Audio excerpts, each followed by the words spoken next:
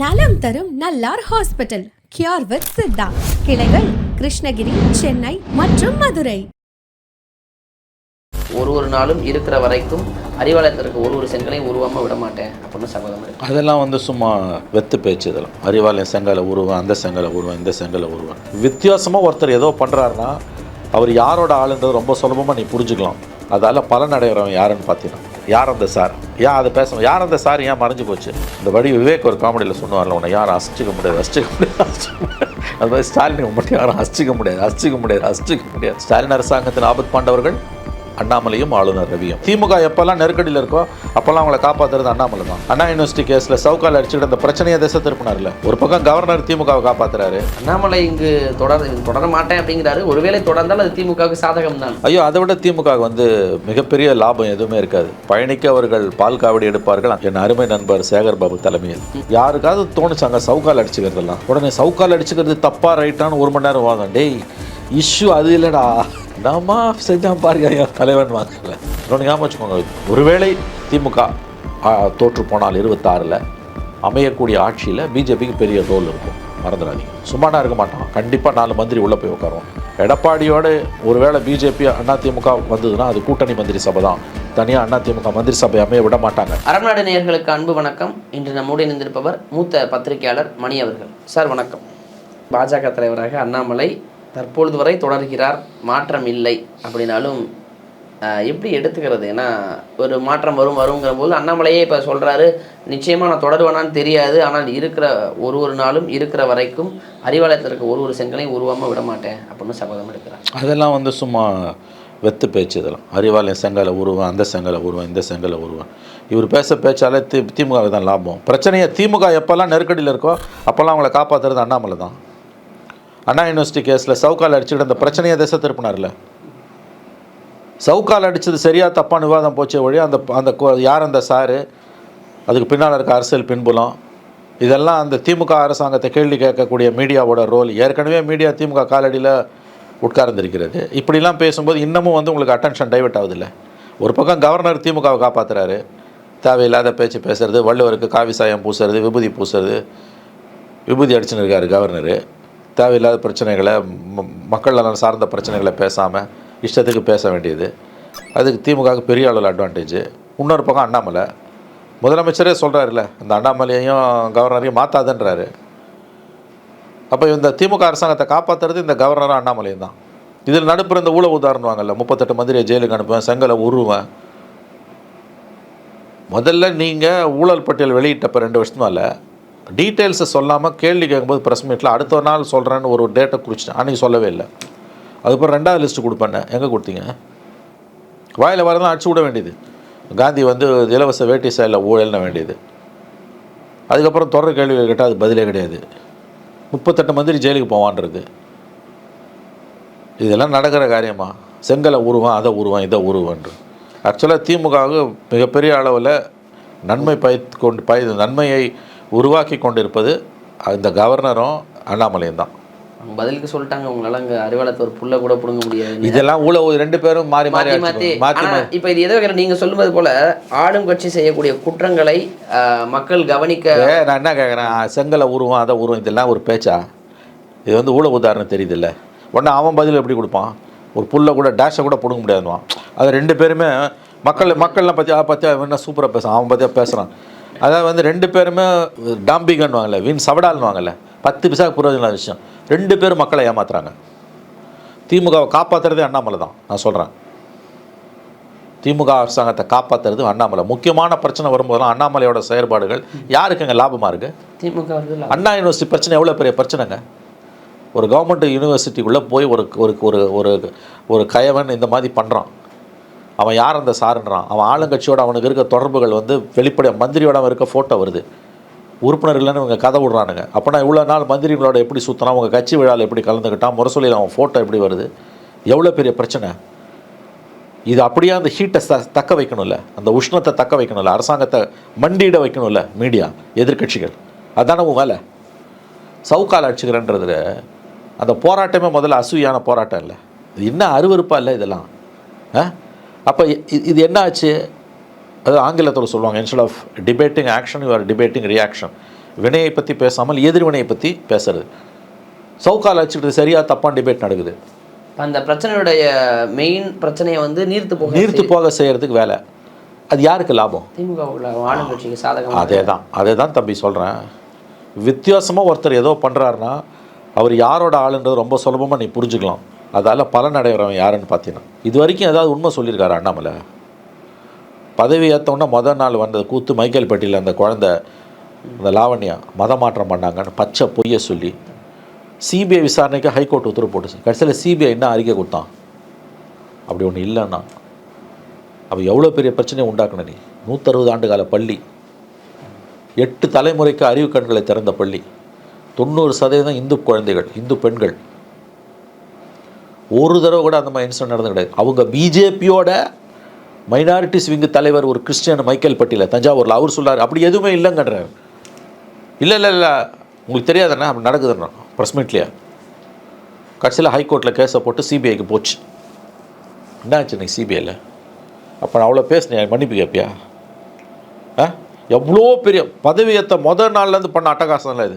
ஆனால் அவரோட அரசியல் நாளாக யாருக்கு பலன் கொடுக்குது நல்லா கவனிங்க நீங்கள். அண்ணாமலை மதவாதத்தை தூண்டுறாரு, மதவெறியை தூண்டுறாரு, இங்கே இருக்கக்கூடிய சமூகத்துக்கு இடையில் பிளவை உண்டாக்குறாரு. எல்லாம் உண்மை, நான் ஒத்துக்கிறேன். அது பிஜேபியோட அரசியல், காலகாலமாக பிஜேபியோட அரசியல். ஊர் ரெண்டு பட்டால் தான் யாருக்கோ கொண்டாட்டம். இந்து முஸ்லீம் கலவரம் வந்து ரத்தாறு பெருக்கெடுத்து ஓடினா தான் கட்சி வளரும், அவங்களுக்கு சந்தேகமே இல்லை. பாபர் மசூதியை தொடர்ந்து 15 வருஷமாக நடந்த கலவரங்களை பிறகு தான் அவங்களுக்கு ஆட்சியை பிடிச்சான். விநாயகர் ஊர்வலத்தை தொடர்ந்து நடந்த கலவரம், ரத்தாறு ஓடினது, இதுக்கு பிறகு தான் வந்து துப்பாக்கி சூடு, செத்தவன் 100 கணக்கில் செத்தவன், கலவரங்களுக்கு பிறகு தான் ஆட்சியை பிடிக்கிறான். சடலங்கள் விழ தான் அவர்களுக்கு கட்சி வளரும், எல்லாம் கரெக்டு. ஆனால் இன்றைக்கி அவரோட அரசியல் யாருக்கு லாபமாக இருக்குது? ஏங்க சிஎம் வந்து தெளிவாக சொல்கிறாருங்க, கவர்னரையும் அண்ணாமலையை மாற்றாதுன்னு ஓப்பனாக கேட்குற லெவலுக்கு, கோரிக்கை வைக்கிற லெவலுக்கு போயிடுவார் போல இருக்குது. அப்போ எவ்வளோ லாபத்தை கொடுக்குறாரு? கிளாசிக் எக்ஸாம்பிள் அண்ணா யூனிவர்சிட்டி இஷ்யூ. ஒட்டுமொத்த மீடியாவும் சவுக்கால் அடிச்சுக்கிறதுங்க. இப்போ அங்கே அந்த விசாரணையை பற்றி ஏன் அண்ணாமலை பேச மாட்டேன்றாரு எதுவும்? இப்போ என்ன லட்சணத்தில் இருக்குது விசாரணை? அந்த பிரச்சனை நீர்த்து போயிடுச்சு, மக்கள் மறந்துட்டாங்க. மக்கள் யார் மறக்க விட்டு? நீ எதுக்கு வந்து பிரச்சனையை நீ அண்ணாமலை நீ போராடணும்ல. நான் என்ன நீ இவ்வளோ பேசுகிறேன்ல, ஜேர்னலிஸ்ட் ஃபோனை பிடுங்கினாங்க, நீங்கள் அதுக்கப்புறம் அதுக்கு நியாயமாக குரல் கொடுத்தாரு, ஓகே. அப்புறம் கோர்ட்டு தலையிட்டுது, அப்புறம் அவங்க ஃபோனெல்லாம் கொடுத்துட்டாங்க. மெயின் பிரச்சனை எல்லோரும் மறந்துட்டாங்கல்ல. அப்படி இந்த பிரச்சனை அதில் கவனத்தில் இருக்கணும். அந்த ஹீட்டை தக்க வைக்க வேண்டியது யார் வேலை? எதிர்கட்சி வேலை தானே. எது சைலண்டாக இருக்க? நீங்கள் அதெல்லாம் தொடர்ந்து பேசி நீ அதை தானே பேசணும். செங்கலை உருவேன், அதை உருவேன், இதை உருவேன், மம்முட்டியை உருவேன், பாண்டை உருவன்னு பேசுகிற பேச்சா இதெல்லாம்.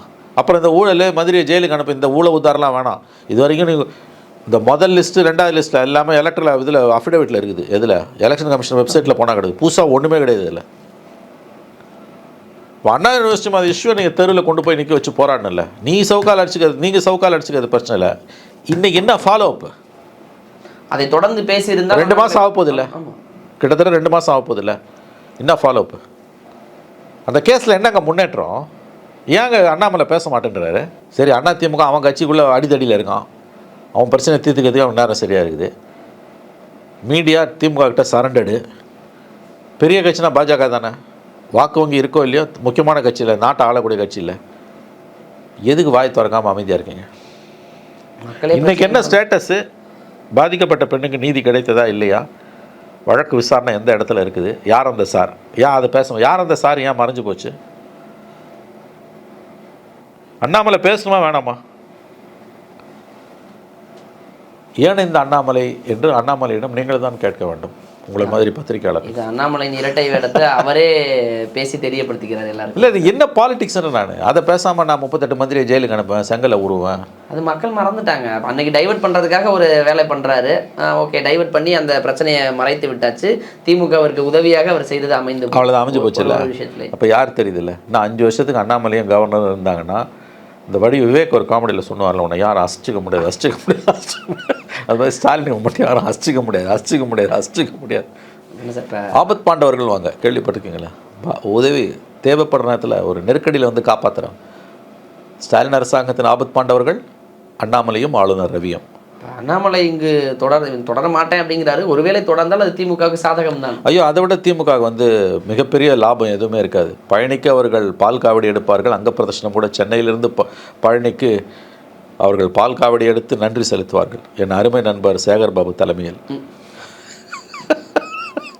அண்ணாமலை நீடித்தால், அண்ணாமலைக்கு பதவி நீட்டிப்பு கொடுத்தால் முதலில் சந்தோஷப்படுவது திமுக. என் ஆறுயிர் நண்பர் சேகர் பாபு தலைமையில் திமுகவிலிருந்து நம்ம இதில் சித்தரஞ்சன் சாலையிலிருந்து பழனிக்கு பால் காவடியும் அங்க பிரதர்ஷனமும் எடுக்கப்படும். திமுகவை காப்பாற்றுறதே அண்ணாமலையும் ஆளுநர் ரவியும் தாங்க. அது புரிஞ்சுக்கோங்க. நீங்கள் அரசியலே உங்களுக்கு தெரியல. நீங்கள் நல்லா பார்த்தீங்கன்னா நெருக்கடியான கட்டத்தில் ஏடா கூடமாக கச்சா புசான எதோ ஒன்று பண்ணி விட்ருவார். மொத்த கவனம் அங்கே போடும். யாருக்காவது தோணுச்சாங்க சவுக்கால் அடிச்சுக்கிறதெல்லாம். உடனே சவுக்கால் அடிச்சுக்கிறது தப்பா ரைட்டான்னு 1 மணி நேரம் வாதம். டேய், இஷ்யூ அது இல்லைடா. எவனா நாமா செஞ்சான் பாருங்க என் தலைவன் வாங்கல. ஆகவே நம்முடைய நண்பர் அண்ணாமலையும் ஆளுநர் ரவியும் இருக்கும் வரையில் திமுக அரசை, ஸ்டாலின் அரசை யாரும் அசைக்க முடியாது என்பதுதான் உண்மை. சார், இப்போ அண்ணாமலையும் தொடர்ந்து பேசுகிறார். ஆனால் இப்போ அண்ணாமலை மாற்றப்படுவாரா இல்லையாங்கிற ஒரு கேள்விக்கு பின்னாடி இந்த கூட்டணி கணக்கு எழுதானா. இப்போ அண்ணாமலை மாற்றப்பட்டால் கூட்டணி அதிமுகவோடு அமையும். அது உண்மை. அதுதான் நெருக்கடின்றாங்க. You are right. அண்ணாமலை மாற்றம் பட்சம் இப்போ எடப்பாடியோட நீங்கள் யோசிச்சு பாருங்களேன். எடப்பாடி ஒருபோதும் பிஜேபியோட கொள்கைகளை பற்றியோ, அவங்களோட செயல் திட்டங்களை பற்றியோ, அரசு நிர்வாகத்தை பற்றியோ, மோடியை பற்றியோ, ஆர்எஸ்எஸை பற்றியோ, அமித்ஷாவை பற்றி எதுவுமே ஒரு வாய் கூட பார்லிமெண்ட் எலெக்ஷன் கேம்பெயினில் கூட இவர் எடப்பாடி பேசலை. அவர் அப்போ கூட ஸ்டாலினை தான் திட்டினார். எடப்பாடியோட ஸ்பீச்செல்லாம் பார்லிமெண்ட் எலெக்ஷனில் பார்த்தீங்கன்னா நம்மளே இங்கே பேசியிருக்கோம். நடக்குது அசம்பிளிக்கா பார்லிமெண்ட்டுக்கான தெரியாது. மூச்ச ஸ்டாலினை போட்டு வசை மாறி பொழிந்து கொண்டிருந்தார் இல்லையா? என்டிஏ கூட்டத்தில் எடப்பாடி தான் மோடி பக்கத்தில் உட்காந்துருந்தார். என்ன கொள்கை வேறுபாடால் நீ வெளில வந்த? இன்ன வரைக்கும் எதுக்காக வெளியில் வந்தேன்னு சொல்லுங்களேன். அண்ணாமலையால் தான் அவர் வெளியில் வந்தார். ஆனால் அதை அவர் சொல்லலை. அண்ணாமலை அமைதியாக இருந்திருந்து இவங்க பழைய அலைன்ஸ் இருந்ததுன்னா ஒரு 4 சீட்டாக 10 சீட்டாக ஜெயிச்சிருப்பாங்க. அது கூட வாய்ப்பு இருந்தது. பிரச்சனை தனி மனிதர்களோடன்னும் போது அதை சால்வ் பண்ணுறது ஈஸி. பிரச்சனை கொள்கையோடனா மாற்றுறது கஷ்டம். கொள்கையும் கிடையாது, ஒரு வெங்காயமும் கிடையாது. என்னதுங்க, திமுகவை எதிர்க்கிறதுக்கு அவங்க பிஜேபியோட கைகோத்துக்க தான் தயாராக இருப்பாங்க. எதிர்க்க முடியாது. ஒன்று தெரிஞ்சுக்கோங்க, அண்ணாமலை ஏடிஎம்கே 26 எலெக்ஷனில் ஒருவேளை தனியாலன்னு என்னாங்கன்னா ஒரே நேரத்தில் ஏடிஎம்கேவும் பிஜேபியும் ஃபேஸ் பண்ணணும். அது கிரவுண்டில் கஷ்டம். ஏன்னா எலெக்ஷன் டைமில் டிஎம்கே விஸ்வரூபம் எடுத்துருவாங்க. அவங்கக்கிட்ட இருக்க பணபலம், அதிகார பலம், அதோட பார்க்கும்போது எலெக்ஷனை அந்த கள்ள ஓட்டு போடுறது, காசு கொடுக்கறது, இது எல்லா கட்சியும் பண்ணும். அதிமுகவும் பண்ணும், திமுகவும் பண்ணும், பிஜேபியும் பண்ணுவான். ஆனால் அதிகாரத்தில் இருக்கும்போது அந்த கட்சிகள் பண்ணுறது, திமுக பண்ணுறது, திமுகவை எதிர்க்கிறதுன்றது திமுகவை எதிர்த்து நிற்கிறதுன்றது அவ்வளோ ஈஸி இல்லை.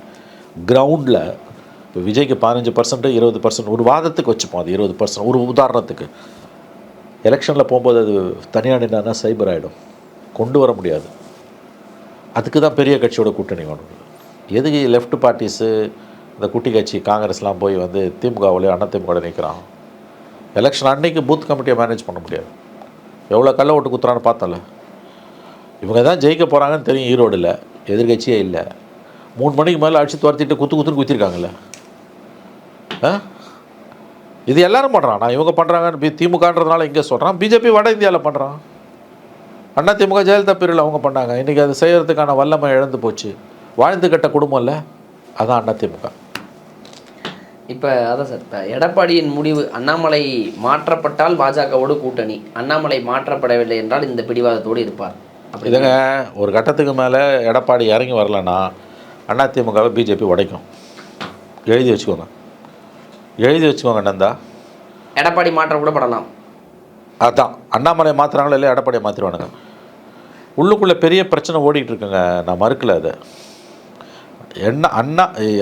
எடப்பாடி பழனிசாமி அவர்களை தவிர அதிமுகவில் உள்ள முக்கியஸ்தர்கள், 2ஆம் கட்ட தலைவர்கள் யாருக்கும் பிஜேபி மேலே வெறுப்பெல்லாம் இல்லை. அவங்க போயிடலான்றாங்க. நம்ம பழைய கூட்டணி நான் சொன்னல 19 கண்டிப்பாக ஏடிஎம்கே பிஜேபி அலையன்ஸ் வந்ததுன்னா அது ஒரு வலுவான கூட்டணி. அது வெறும் அந்த கட்சி மட்டும் இல்லை, பாமக வந்துடும், தேமுதிக. ஏன்னா பாமகவும் தேமுதிகவும் பிஜேபி பக்கம், திமுக பக்கம் போக முடியாது. ஏன்னா திமுக ஃபுட்போர்டில் தொங்குது, சீட்டு கிடையாது யாருக்கும். இப்போ இருக்க கட்சிகளுக்கு சீட்டு கொடுக்கறதுக்கு திமுகவில் பெரிய பிரச்சனை இருக்குது. அதனால் புதுசாக ஒரு கட்சியும் திமுக சேர்த்துக்க முடியாது. அப்போ இந்த கட்சிகள் எங்கே வருவாங்க? இங்கே தான் வருவாங்க. அப்போ இந்த பக்கம் அந்த அணி வந்ததுன்னா ஒரு வலுவான மிக வலுவான அணியாக இருக்கும். நிச்சயமா. அப்படி இருக்கும் பொழுது விஜயும் நாம் தமிழரும் தனித்து நின்றாலும் அந்த வாக்கள் சிதறினாலும் எந்த பயனும் இல்லை. எந்த பலனும் கிடையாது. விஜய் கிட்ட இருக்க 15-20% கூட வந்து ஒன்றும் வேலைக்கு ஆகாது. அது ஏடிஎம்கேவோட போனால் மட்டும்தான் விஜய்க்கு லாபம். தனியாக அவர் போனார்னா அவரால் ஒரு சீட்டு கூட ஜெயிக்க முடியாது. எழுதி வச்சுக்கோங்க, ஃபர்ஸ்ட் எலெக்ஷனில் இது. ஆனால் ஏடிஎம்கே தான் இருக்கிறதுல எடப்பாடியின் கழுத்து தான் நெரிக்கப்படுகிறது. விஜயோடு போகணும்னு நினச்சா இங்கே பிஜேபி வைக்கக்கூடிய செக். இதில் இன்னொரு விஷயம் இருக்குது, கரெக்டாக சொன்னீங்க. விஜயோட எடப்பாடி போகிறாருன்னா அவ்வளோ சீக்கிரம் அதை பிஜேபி அலோவ் பண்ணாது. பிஜேபி எந்த எல்லைக்கும் போய் தடுக்க பார்க்கும். இன்னொரு டேர்ம் திமுக கொடுக்கறத பிஜேபி விரும்பாது. ஏன் விரும்பாது தெரியுமா? காங்கிரஸை சுமக்கிறது திமுக. அவன் தேசிய அளவில் பார்ப்பான். வெறுமனே திமுக காங்கிரஸ் இல்லைன்னா கூட விட்டுருவான். அவன் எப்படி இதை பார்ப்பான்னா, தேசிய அளவில் 2 எலெக்ஷனில் படுதோல்வியை சந்தித்த காங்கிரஸ் 3வது எலெக்ஷனில் கொஞ்சம் உயிர் வந்து 2 மடங்கு சீட்டு ஜெயிச்சது காரணம் திமுக. இங்கே அப்போ இங்கே திமுகவை கட் பண்ணுறதை தான் அவன் பார்ப்பான். ஏன்னா அது காங்கிரஸ் மீதான தாக்குதல். அப்படி இருக்கும்போது இன்னொரு டேர்ம் காங்கிரஸ் குத்துட்டாங்க 26, 29 இவங்க இன்னும் அடித்து தூக்கிடுவாங்க. இதே சீட்டை மெயின்டைன் பண்ணுவாங்க. அப்போ நாளைக்கு காங்கிரஸுக்கு மற்ற இடங்கள்லேயும் ஒரு வேளை உயிர் வந்ததுன்னா இன்னொரு 40 சீட்டு வந்துன்னா ஆட்சி அமைச்சிருவாங்க. அப்போ அதுக்கு முதல்ல ஆக்சிஜனை கட் பண்ணணும்னா ஃபஸ்ட்டு ஆக்சிஜன் லேயர் யார்? 3 ஆக்சிஜன் சிலிண்டர் இருக்குன்னா 1க்கு 4 ஆக்சிஜன் சிலிண்டர் 3-4 இருக்குன்னா 1 திமுக மெயின் ஆக்சிஜன் சிலிண்டர் டிஎம்கே காங்கிரஸுக்கு. அதை கட் பண்ணணும் தான் அவன் பார்ப்பான். அதை கட் பண்ணணும்னா திமுக தோக்கடிக்கணும். திமுக தோக்கடிக்கணும்னா இங்கே ஒரு வலுவான கூட்டணி வேணும். வலுவான கூட்டணி வந்து ஏடிஎம்கே இல்லைன்னா வேஸ்ட். விஜயோட மற்ற ஏடிஎம்கே இல்லாமல் வேறு யார் போனாலும் அந்த மக்கள் நல்ல கூட்டணி தான். ஏடிஎம்கே பிஜேபி பிஎம்கே டிஎம்டிகே அந்த குட்டி கட்சிகள் வந்துன்னா டஃப் ஃபைட்டு. அதைத்தான் அவங்க பார்ப்பாங்க. ஸோ அப்படி பார்க்கும்போது எடப்பாடியை வழிக்கு கொண்டு வருவதில் வெறும் 26 மட்டும் இல்லை, 29 உங்கள் கால்குலேஷனில் இருக்குது. அப்படி இருக்கும்போது 29 நாடு தழுவிய அளவில் நமக்கு பவர்ஃபுல்லாக இருக்குன்னா 26ல் 5 ஸ்டேட் முக்கியமான ஸ்டேட் எலெக்ஷனுங்க. தமிழ்நாடு, கேரளா, வெஸ்ட் பெங்கால், அஸ்ஸாம், பாண்டிச்சேரி, புதுச்சேரி விட்டுருங்க, சின்ன மாநிலம். அஸ்ஸாமில் பிஜேபி தான், வாய்ப்பே கிடையாது. கேரளாவில் சிபிஎம் தான் அல்லது காங்கிரஸ், வாய்ப்பே கிடையாது. தமிழ்நாடும் பெங்காலும் தான் உங்களுக்கு முக்கியம். பெங்காலில் பிஜேபிக்கு வாய்ப்பு இருக்குது. தமிழ்நாட்டில் நேரடி வாய்ப்பு இல்லை. பட் டிஎம்கேவை நகர்த்துனா இன்னொன்று ஞாபகம் வச்சுக்கோங்க, ஒருவேளை திமுக தோற்று போனால் 26ல் அமையக்கூடிய ஆட்சியில் பிஜேபிக்கு பெரிய ரோல் இருக்கும். மறந்துடாதீங்க. சும்மானா இருக்க மாட்டான். கண்டிப்பாக 4 மந்திரி உள்ளே போய் உட்காருவோம். எடப்பாடியோடு ஒருவேளை பிஜேபி அதிமுக வந்ததுன்னா அது கூட்டணி மந்திரி சபை தான். தனியாக அதிமுக மந்திரி சபை அமைய விட மாட்டாங்க. ஆனால் எடப்பாடி அவர்கள் கூட்ட நிலைப்பாடு எடுப்பதிலும் பிரச்சனை, எடுத்ததுக்கு பிறகு ஆட்சி அமைத்தால் அதில் இன்னும் என்னென்ன சிக்கல் வரப்போகிறது, அது இதை விட கொடுமையாக இருக்கும். இப்போ இருக்க கவர்மெண்ட்டோட இன்னும் மோசமாகவே கூட இருக்கும். அதில் எந்த சந்தேகமும் வேணாம். பிஜேபி இடம்பெற அமைச்சரை வேணால் அது நாடு வழங்குமா? ஒன்றுமே இல்லாமல் 3% வச்சுட்டு திருப்பரங்குன்றத்தில் இவ்வளோ அட்டகாசம் இல்லையா? 300 வருஷமாக இருக்க தர்காவுக்கு மாடு வெட்டக்கூடாது, அதை வெட்டக்கூடாது, இதை வெட்டக்கூடாதுன்னா என்ன பண்ணுவாங்கன்ட்டு நீங்கள் புரிஞ்சுக்கலாம். அப்போ 26 தேர்தலில் ஆட்சி மாற்றம் ஏற்பட்டதுன்னா மிகப்பெரிய சவால்கள் தமிழகத்திற்கு காத்திருக்கின்றது. அது உண்மை தான், அதில் மாற்று கருத்துக்கு இல்லை. ஆனால் இவங்க ஒழுங்காக இருக்கணும். இவங்க கரைபுரண்டோடும் ஊழலும் வெட்கங்கட்ட வாரிசு அரசியலும் நடைமுறையாக வைத்துக்கொண்டு மதவாதத்தை தடுப்போன்னா நீ எப்படி தடுப்ப? அங்கே வந்து மாட்டிக்குதுல்ல மக்களுக்கு. வந்து அப்போ வந்து ஃப்ரையிங் பான் டு ஃபயர்னும், எரியிற நெருப்புலேருந்து தீ சட்டியில், எரியிற நெருப்புலேருந்து எண்ணெய் சட்டியில் ஊதி இருக்காது. 2026 தேர்தல் மாற்றமா, ஆட்சி மாற்றமா, அல்லது கூட்டணி வந்து பாஜக எடப்பாடியோடு அமையுமா, அல்லது எடப்பாடி விஜயோடு அமைவார், அப்படி பல கேள்விகள் வந்தாலும் ஒரு புள்ளியில் வந்து இணைகிறது எடப்பாடியின் முடிவு என்னவாக இருக்க போகுது. எஸ், அந்த முடிவை பொறுத்து தான் 2026 தேர்தல் களமும் அமையும் நினைக்கிறேன் சார். அன்றைய தினம் சந்திப்போம். நேரம் கொடுத்ததற்கு நன்றி சார்.